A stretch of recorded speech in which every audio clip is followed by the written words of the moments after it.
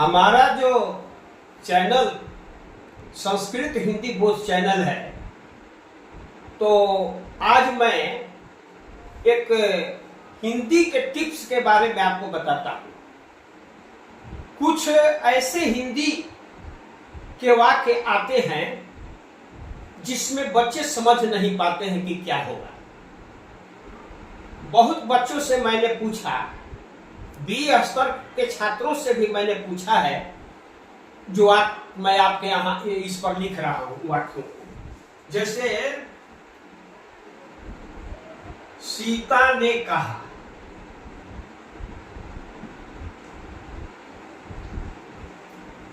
राम ने कहा, मैंने कहा,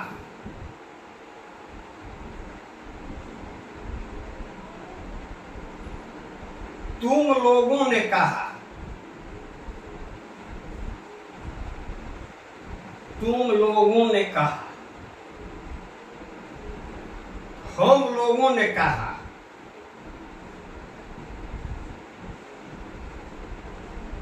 हम लोगों ने कहा, बालाओं ने कहा, बालाओं ने कहा। अब इस वाक्य को आप देख रहे हैं, सीता ने कहा, राम ने कहा, मैंने कहा, तुम लोगों ने कहा, हम लोगों ने कहा, बालाओं ने कहा। अब इसमें पूछा जाता है बच्चों से कि इसमें सब सही है कि गलत भी है। तो बच्चे बता देते हैं कि सीता ने कही होगा, लेकिन ऐसा नहीं। बालिकाओं ने कही होगा, ऐसा नहीं। जब कर्ता के अंत में जब ने चिन्ह होता है और क्रिया सकर्मक होती है और उसमें कर्म नहीं होता है, तो क्रिया अन्य पुरुष एक वचन की होती है। चाहे कर्ता अन्य पुरुष में हो या मध्यम पुरुष में हो या उत्तम पुरुष में हो, तो ये सभी वाक्य सही हैं।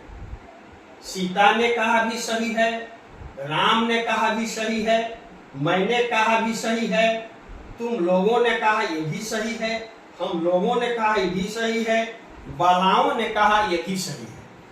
अब बात आगे इस तरह की है कि ने चिन्ह का प्रयोग जो होता है, ने चिन्ह का जो प्रयोग होता है,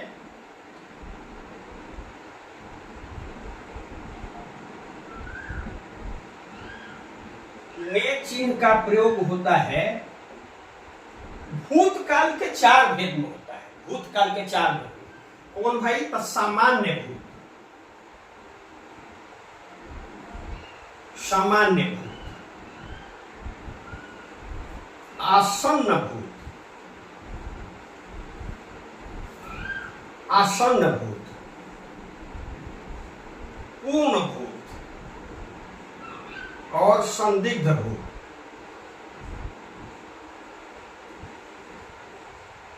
इन भूतकाल के चार भेदों में ने चिन्ह का प्रयोग होता है, वह भी सकर्मक क्रिया के साथ, अकर्मक क्रिया के साथ प्रयोग नहीं होगा। सामान्य भूत में जैसे मान लीजिए वाक्य है, उसने खाया, उसने खाया, इसमें ने का प्रयोग लग गया, क्योंकि खाया क्रिया है जो सकर्मक है।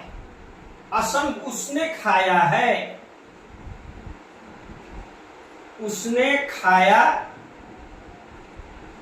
है, यह आसन्न भूतकाल हो गया। पूर्ण भूत में उसने खाया था, उसने खाया था। संदिग्ध उसने खाया होगा। चार जो है भूतकाल के चार जो भेद हैं, उनके सामने ने चिन्ह का प्रयोग सकर्मक क्रिया में होता है। तो उसने खाया है आसन्न भूतकाल में हो गया। पूर्ण भूत में हुआ उसने खाया था, और संदिग्ध भूत में होगा उसने खाया होगा। और मान लीजिए कि अगली कड़ी में आपको अभी बताता हूं कि मान लीजिए कि कर्म भी आ गया। ये चारों जो भेद है उसके वाक्य में कर्म भी आ गया, तो क्या करेंगे? जैसे राम ने रोटी खाई,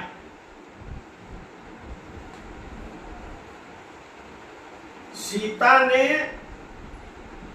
भात खाया। अब देखिए कमाल की चीज, और यहां ने चिन्ह का प्रयोग है और खाई जो क्रिया है सकर्मक है, लेकिन इसके साथ कर्म आ गया। तो कर्म आ गया है तो अब कर्म कौन सा क्रिया हो जाएगी? राम ने रोटी स्त्रीलिंग है तो खाई हो जाएगा, और सीता ने भात खाया, भात पुल्लिंग है तो सीता ने भात खाया हो जाएगा। इस तरह से चारों भेदों में इस तरह के होगा। मोहन ने किताब पढ़ी थी, मोहन ने किताब पढ़ी थी, तो यहां ये पूर्ण भूतकाल में है। तो किताब जो है सो स्त्रीलिंग है, आप पढ़ना क्रिया सकर्मक है। तो इस तरह से हम उसको समझेंगे।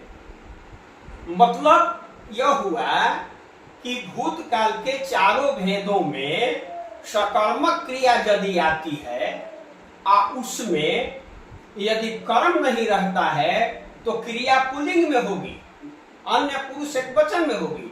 यदि कर्म आ जाता है तो कर्म के अनुसार क्रिया हो।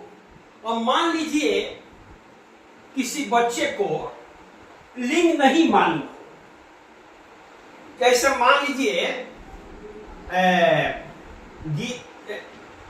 रमेश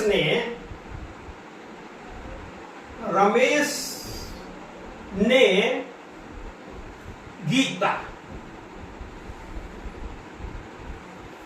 पढ़ा, तो रमेश ने गीता पढ़ा, यह गलत हो गया, क्योंकि गीता स्त्रीलिंग है।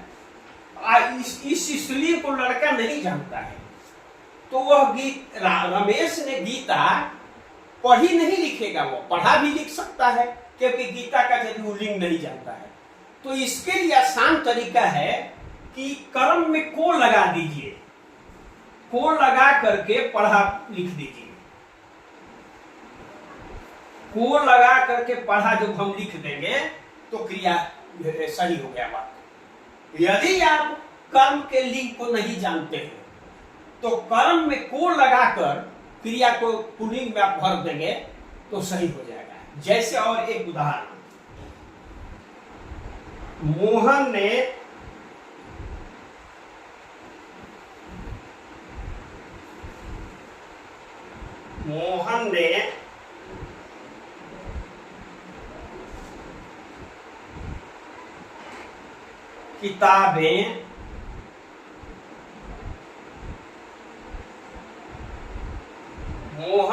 किताबें पढ़ी। किताबें पढ़ी, ये बात तो सही है, किताबें बहुवचन है और कर्म में है तो पढ़ी क्रिया हो गई। लेकिन जो लड़का मान लीजिए किताब का लिंग नहीं जानता है, किताब का लिंग वह यदि नहीं जानता है तो यहाँ को लगा देगा और यहाँ क्रिया पढ़ा हो जाएगा, वाक्य हो गया। मोहन ने किताबों वो हो जाएगा, किताबों को पढ़ा, मोहन ने किताबों को पढ़ा, तो पुल्लिंग से काम चल जाएगा। दूसरी बात है कि जैसे कुछ ऐसी क्रियाएं होती हैं जो अकर्मक है फिर भी उसमें ने चिन्ह का प्रयोग होता है, जैसे खांसना।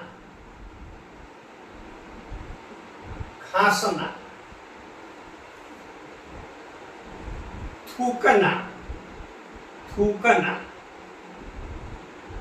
छींकना, छींकना, और भूकना, भूकना। इन क्रियाओं के साथ ये क्रियाएं अकर्मक है, फिर भी इसके साथ ने चिन्ह का प्रयोग होता है। राम ने खांसा,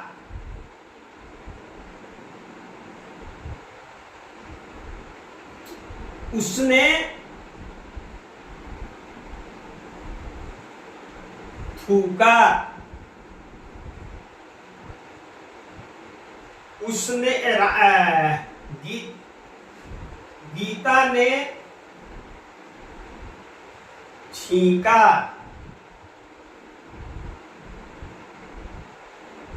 गीता ने छींका, भूकना इसमें में होगा। अब एक और बात है, आप समझ लें, बोलना क्रिया है, बोलना,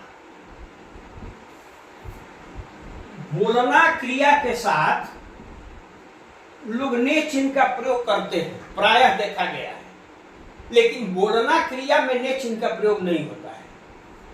सीता, सीता बोली, यह होगा। सीता ने बोली नहीं होगा, सीता बोली। राम ने बोला, राम बोला, ने नहीं होगा। सीता बोली, राम बोला।